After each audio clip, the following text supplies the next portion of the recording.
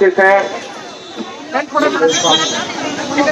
महिला मोर्चा की हमारी प्रदेश की अध्यक्षा योगिता सिंह जी हैं और भारतीय जनता पार्टी के हमारे प्रदेश के उपाध्यक्ष श्री राजन तिवारी जी, श्रीमान जयवीर राणा जी, हमारी मीडिया के प्रभारी नवीन कुमार जी है, हमारे जिले के अध्यक्ष राजेश गोयल जी है और प्रवक्ता ऋचा पांडे जी हैं और यहाँ हमारे जिलाध्यक्ष नई दिल्ली की दिख रहे हैं, महिला मोर्चा की प्रदेश की पदाधिकारी हैं, सब दिल्ली से करोलबाग जिले की और पूरी दिल्ली से महिला मोर्चा की जो हमारी मातृशक्ति है वो आज यहाँ पर जल बोर्ड के मुख्यालय पर दिल्ली के मुख्यमंत्री को ये बताने आई है कि आपने कहा था कि हमारी सरकार आएगी तो हम साफ पानी और 24 घंटे पानी देंगे, लेकिन आज बड़े शर्म के साथ, बड़े खेद के साथ, बड़ी तकलीफ और दुख के साथ यहाँ आना पड़ा है। स्वच्छ जल हमारा अधिकार है। दिल्ली के मुख्यमंत्री और दिल्ली सरकार जो बिजली हाफ और पानी माफ के वादे पर सरकार में आई थी, आज जब यमुना जी के अंदर अमोनिया युक्त पानी आ रहा है, लोगों की जान के साथ, लोगों की हेल्थ के साथ जो खिलवाड़ किया जा रहा है, ये भारतीय जनता पार्टी और दिल्ली की जनता और हमारी महिला शक्ति बर्दाश्त नहीं करेगी। ये जो गंदा पानी दिल्ली जल बोर्ड के द्वारा सप्लाई किया जा रहा है, आपको पता होगा, आपको जानना चाहिए कि दिल्ली सरकार ने यमुना एक्शन प्लान के अंतर्गत 14 नए एसटीपी प्लांट लगाने की बात कही थी। मोदी सरकार ने 400 करोड़ रुपया दिल्ली जल बोर्ड को इस बात के लिए दिया था कि आप नए एसटीपी प्लांट लगाइए, लेकिन ये निकम्मी सरकार जो प्रचार में दिख रहे हैं, जो चौक चौराहों पर अपनी चेहरे की चमकते हुए चेहरे की फोटो लगा रहे हैं, वो दिल्ली की जनता की टैक्स की जो गाड़ी कमाई का पैसा है उसको बर्बाद करने का काम कर रहे हैं और पानी साफ नहीं दे रहे हैं, पानी गंदा दे रहे हैं। इसके कारण से कल मैं डॉक्टरों से मिला था, वो डॉक्टर और स्पेशलिस्ट वो ये कह रहे कि अगर लगातार 4-5 साल इस तरह का पानी साल में 2-3 महीने भी लोगों को पीना पड़े तो आज दिल्ली के अंदर लोग पहले से कोरोना से परेशान है, लोगों को बीमारियां हो सकती है, किडनी खराब हो सकता है, लीवर खराब हो सकता है और इसके साथ ही साथ कैंसर जैसी जानलेवा बीमारी भी गंदे पानी से हो सकती है। हर कोई आरओ नहीं लगा सकता, लगा सकता है हर कोई आरओ। मुख्यमंत्री जी कह रहे हैं सब लोग आरओ का पानी पिए, जल बोर्ड को बर्बाद कर दिया है। भ्रष्टाचार के आकंठ में गले तक डूब गए हैं जल बोर्ड के लोग और जल बोर्ड का मुखिया कौन है? दिल्ली का मुख्यमंत्री। जल बोर्ड का मुखिया कौन है? दिल्ली का मुख्यमंत्री केजरीवाल। शर्म करो। ये भ्रष्टाचार की जिम्मेदारी, ये जो भ्रष्टाचार दिल्ली जल बोर्ड में किया है, 8,000 करोड़ रुपए का बजट है दिल्ली जल बोर्ड का, 8,000 करोड़ रुपए का बजट और दिल्ली सरकार मेहरबान है उनके ऊपर, खूब मेहरबान है। 47,000 करोड़ रुपए का लोन दे दिया है। लोन इसलिए दे दिया कि अरे हमारा सगा बेटा है जल बोर्ड, इसका जो इसमें जो काम होंगे उससे जो भ्रष्टाचार होगा वो पैसा किसकी जेब में जाएगा? आम आदमी पार्टी के नेताओं में। किसकी जेब में जाएगा? जो जल बोर्ड में भ्रष्टाचार हो रहा है, 47,000 करोड़ रुपए का लोन दिल्ली सरकार ने दिया है। उनका बजट पहले फायदे में जल बोर्ड था, जब केजरीवाल की सरकार आई तो इन्होंने जल बोर्ड को बर्बाद कर दिया है। जल बोर्ड जैसी संस्था को बर्बाद कर दिया है, जो लोगों को साफ और स्वच्छ पानी देने का जिनका काम है, आज वो भ्रष्टाचार में डूबे हुए हैं। मैं दिल्ली के मुख्यमंत्री साहब से पूछना चाहता हूँ, पानी के प्रदूषण से जनता को गंदा पानी मिल रहा है। अभी कल उन्होंने फैसला दिया है कि दिवाली पर पटाखे नहीं चलाए जाएंगे। अरे केजरीवाल साहब, इसकी नौबत क्यों आई है? ये टेम्परेरी सलूशन क्यों कर रहे हो? ये अस्थायी समाधान दिल्ली वालों को नहीं चाहिए। दिल्ली वालों को स्थायी समाधान चाहिए।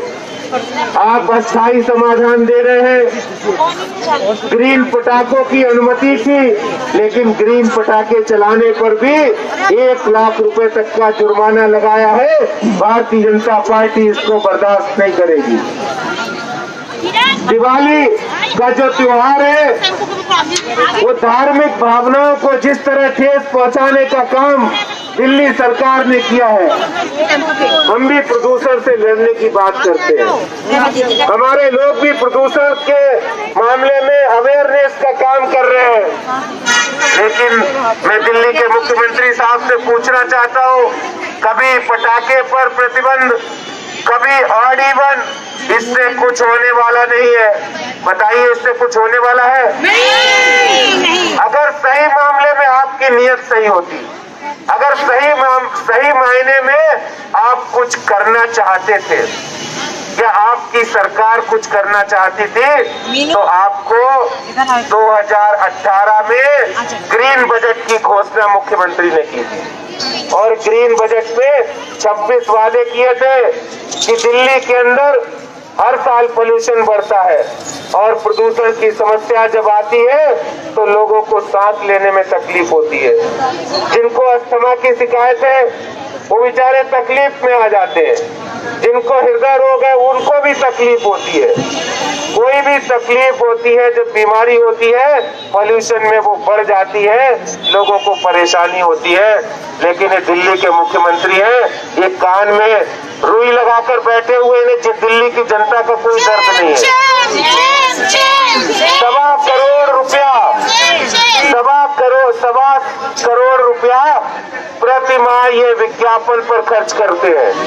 जो ये विज्ञापन लगा रहे चौक चौराहों पर, मैं आज आप लोगों से पूछना चाहता हूँ, क्या इन विज्ञापनों से प्रदूषण कम हो सकता है? क्या इन विज्ञापनों से प्रदूषण कम हो सकता है? पीछे आवाज नहीं आ रही क्या?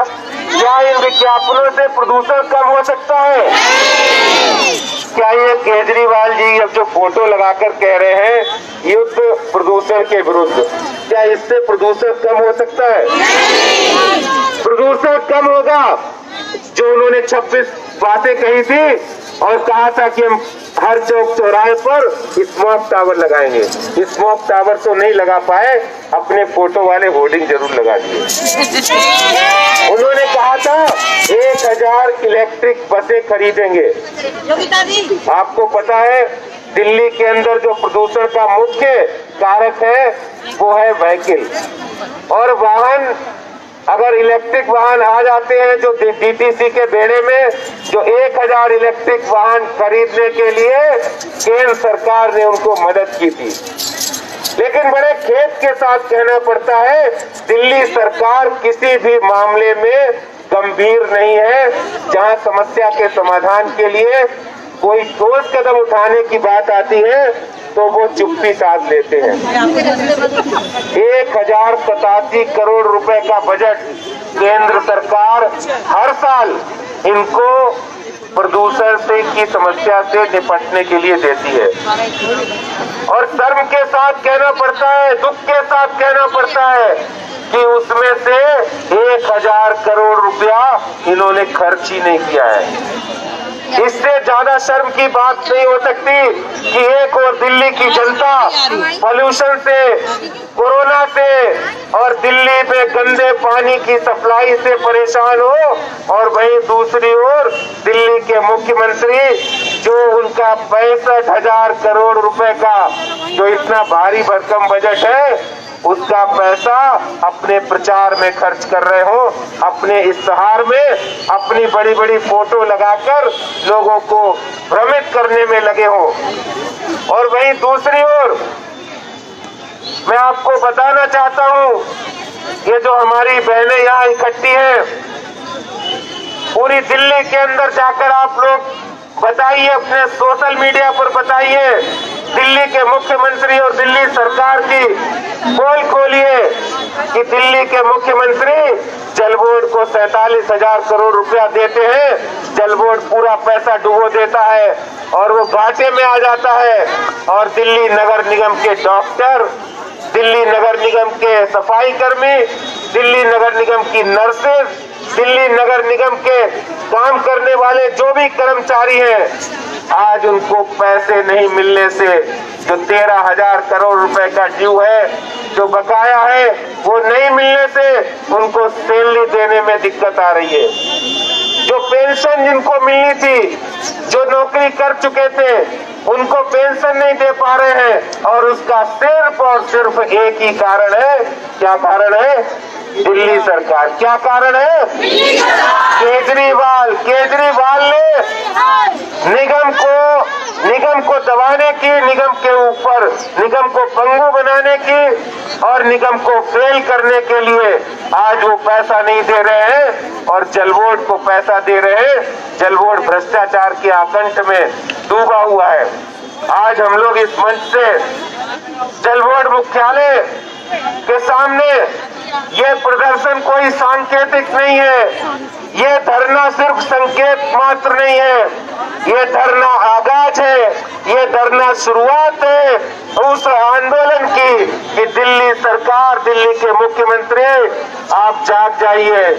हमारी बहनें जाग गई हैं और अब आपको चैन से बैठने नहीं देंगे जब तक दिल्ली के अंदर दिल्ली के जनता की टैक्स की गाड़ी कमाई का पैसा जनता की भलाई के लिए नहीं लगेगा, साफ पानी देने में नहीं लगेगा, प्रदूषण को समाप्त करने में नहीं लगेगा, तब तक ये आंदोलन जारी रहेगा।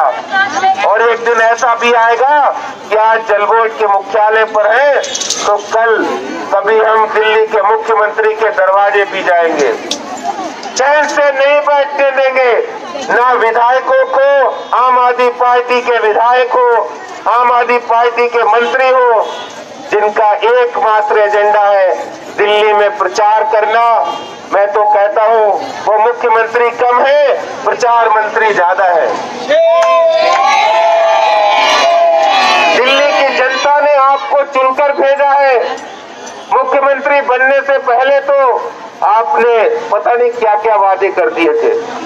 बच्चों की जो सीबीएसई के परीक्षार्थी थे उनकी फीस भी जमा कर दी, और इस कोरोना के टाइम में उनकी फीस भी नहीं दी। अभी कल हम लोग दिल्ली यूनिवर्सिटी के छात्र बैठे थे, बहुत दुख तकलीफ हुआ। दिल्ली के अंदर एकमात्र सबसे अच्छा और सस्ता इंजीनियरिंग कॉलेज है जीबी पंत कॉलेज, उसको बंद करने का फैसला दिल्ली सरकार ने लिया है। वो छात्र अनशन पर बैठे थे और दिल्ली सरकार उस पॉलिटेक्निक इंजीनियरिंग कॉलेज को बंद करने जा रही है। उन्होंने 20 नए कॉलेज खोलने की बात कही थी, लेकिन एक भी कॉलेज नहीं खोला और एक अच्छे कॉलेज को बंद करने जा रहे हैं। आज हम लोग इस यहाँ से दिल्ली जल बोर्ड के जो सीईओ है, दिल्ली जल बोर्ड जिनके अंतर्गत आता है मुख्यमंत्री, उनको इस मंच से चेतावनी देना चाहते हैं कि दिल्ली की जनता को साफ पानी देना आपका दायित्व है, आपका कर्तव्य है, और दिल्ली की जनता को साफ पानी चाहिए। गंदा पानी देकर दिल्ली की जनता बीमार नहीं होना चाहती है। और आपने जो ये साजिश, जो भ्रष्टाचार किया है, इसके खिलाफ भारतीय जनता पार्टी ये आवाज को बुलंद करेगी और आपको मजबूर होना पड़ेगा। जल बोर्ड को निजीकरण की तैयारी चल रही है। बोले जल बोर्ड को निजीकरण कर देंगे, हमारे पास भी पैसा आएगा। ये दिल्ली सरकार जहां एक और पानी की सप्लाई नहीं दे पा रही,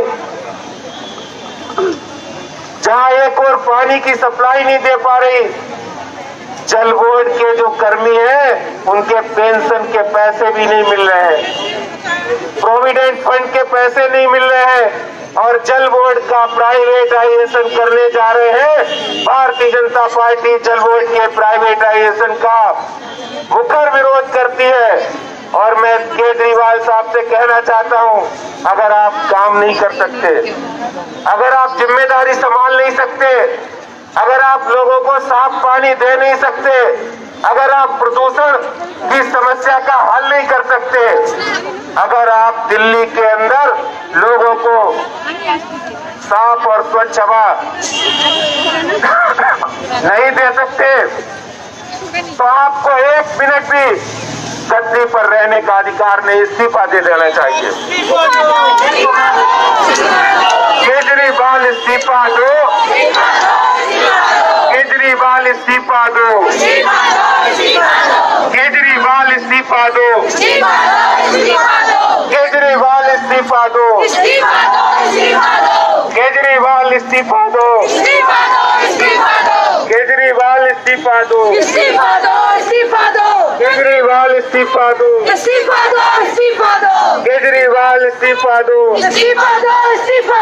केजरीवाल इस्तीफा दो, केजरीवाल हाय हाय, केजरीवाल हाय हाय, केजरीवाल हाय हाय, शर्म करो, शर्म करो, शर्म करो, शर्म करो, शर्म करो, शर्म करो, शर्म करो, शर्म करो, इस्तीफा दो, इस्तीफा दो, केजरीवाल इस्तीफा दो, इस्तीफा दो, इस्तीफा दो, इस्तीफा दो, इस्तीफा दो, इस्तीफा दो, इस्तीफा दो, केजरीवाल इस्तीफा दो, केजरीवाल